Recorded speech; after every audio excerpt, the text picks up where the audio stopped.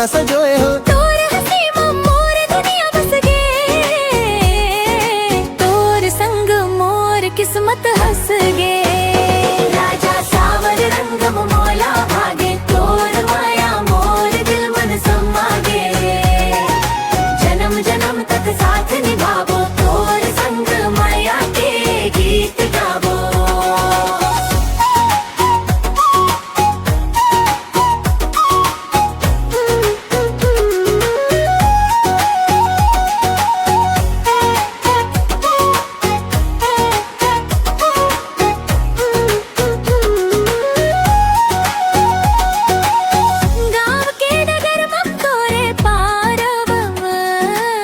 मन के किवाड़ मतोला भरव, रात जैसे बीते नाम तोरे रही गे।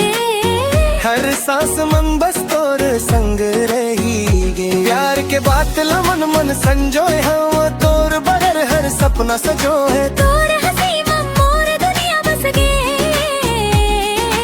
तोर संग मोर किस्मत हंस गे। राजा सावर रंग मोला भागे, तोर माया मोर दिल मन समा दे। जन्म जन्म तक साथ निभावो, तोर संग माया के गीत गावो। जब ले तोला देखे हम मन मन बसिया गे।